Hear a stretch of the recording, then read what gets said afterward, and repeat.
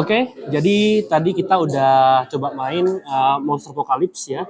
Di sini kesan-kesan yang saya ambil dari gamenya adalah pertama, saya suka banget gamenya. Saya suka banget gamenya karena ada beberapa hal yang saya perhatikan.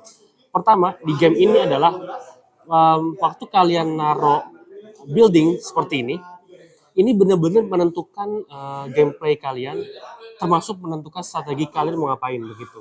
Jadi sedari awal penentuan untuk naruh building itu penting banget. Itu pertama. Terus kemudian yang kedua, kalau saya perhatikan sinergi antara baik itu building, kemudian minionnya yang kecil-kecil sama monsternya, semuanya penting. Semuanya berkontribusi sama terhadap keseluruhan permainan. Biasanya kalau saya perhatikan di game-game yang lain, ada piece-piece atau unit-unit yang penting, ada yang enggak, ada yang cuma sekedar cameo misalnya, atau hanya sekedar untuk tahan badan misalnya begitu ya. Tapi khusus di game ini seluruhnya, baik itu minion maupun monster maupun buildingnya sendiri, itu bersinergi sama rata. Kenapa saya bilang begitu? Karena kalau kalian perhatikan di gameplaynya, pertama building itu fungsinya dua yang krusial. Pertama yang paling penting adalah untuk memberikan damage tambahan kepada monster. Karena kita tahu tadi bahwa untuk monster kalau dia mukul biasa ke monster lainnya, damage-nya cuma satu. Tapi kalau kalian lempar ke building, itu most likely bisa lebih dari satu, bisa dua, bahkan tiga atau mungkin lebih, tergantung combo yang kalian lakukan. Itu fungsi building yang pertama. Fungsi yang kedua adalah building itu punya ability di mana bisa kalian dapatkan kalau kalian bisa secure buildingnya, begitu ya. Secure buildingnya itu pakai minion, begitu. Jadi minion itu mostly untuk capture building, itu fungsi utama dia.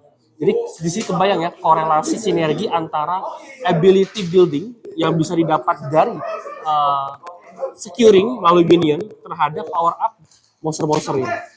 Dan monsternya tentu nggak kalah penting kan, karena monsternya itulah yang berperan sangat besar untuk nge-damage monster lainnya, di mana goal dari permainan ini adalah menghancurkan monster lainnya. Jadi overall, menurut saya satu box Monster Apocalypse ini ya itu seluruh komponennya berguna banget. Jadi kalau kalian bisa beli expansionnya atau beli tambahannya, buat saya nggak akan sia-sia.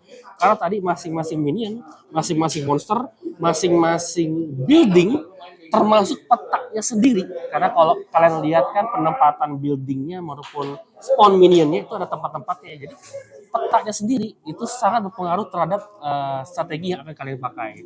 Jadi kesimpulannya buat saya ini adalah game yang worth banget, keseluruhan komponennya bersinergi dengan sangat baik, dan kontribusi masing-masing komponen juga rata ya, nggak ada yang paling penting, nggak ada yang useless, semuanya sama, tergantung kalian bagaimana mengutilisasinya ya, menggunakannya. Cuma satu-satunya downside buat saya adalah game ini ternyata tidak sesimpel yang saya pikirin, tidak semudah yang saya pikirkan. Kenapa? Karena benar-benar melibatkan perencanaan yang matang.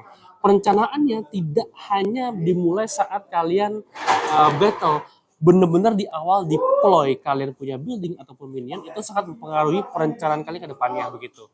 Tapi cuma itu minor poinnya, selebihnya buat saya ini great banget, untuk di-invest juga bagus, untuk kalian main fun bagus, dan satu lagi poin penting yang buat saya pribadi itu ada di Lepus yang bukan nggak semua, tapi tidak banyak wargame punya hal ini, yaitu solo.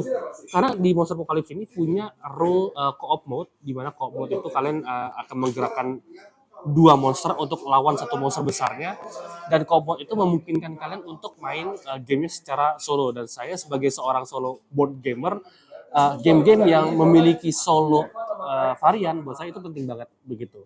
Jadi kalau kalian main nggak harus mengandalkan ketemu teman, kalian pun bisa main sendiri di rumah.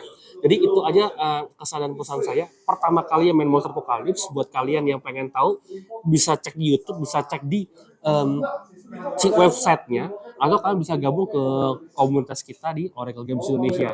Itu aja review saya. Saya Flamandaras dari Dua Dadu. Bye.